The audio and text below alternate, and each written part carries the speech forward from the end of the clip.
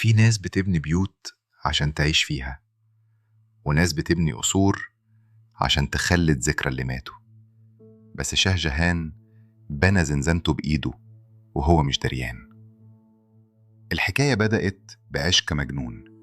شاه جهان الإمبراطور المغولي كان بيحب مراته ممتاز محل حب خرافي، لدرجة إنه قرر يبني لها القصر ده بعد وفاتها كضريح يخلد ذكراها.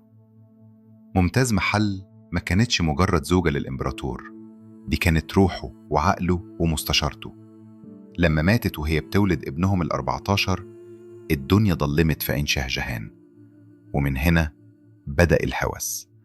قرر يبني لها حاجة تخلدها للأبد، التاج محل.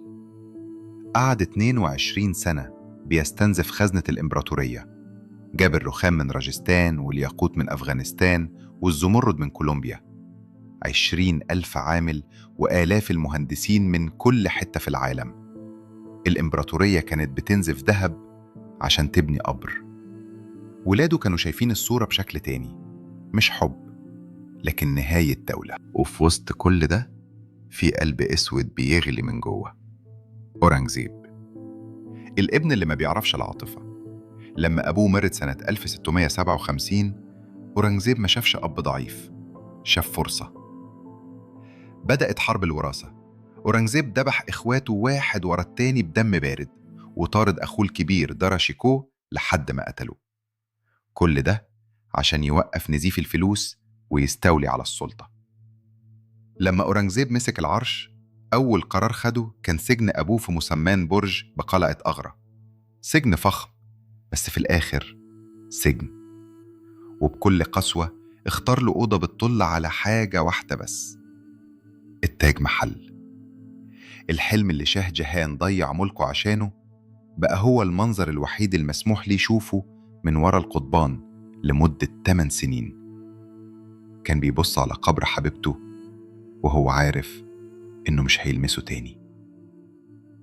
بيقولوا إنه في آخر أيامه لما نظره ضعف كان بيبص للتاج محل من خلال ماسة عشان يفضل شايف الحلم اللي بناه لحد ما مات وحيد في مكانه. ولحد دلوقتي التاريخ بيحتفل بشاه جهان كعاشق عظيم، وبيلعن أورنجزيب كابن خاين.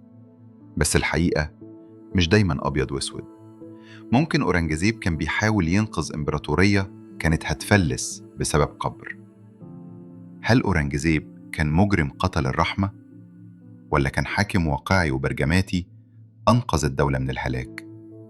العشق بنى التاج محل، والواقعية بنت إمبراطورية حديدية، وفي النص ضاعت الرحمة ومعاها العيلة.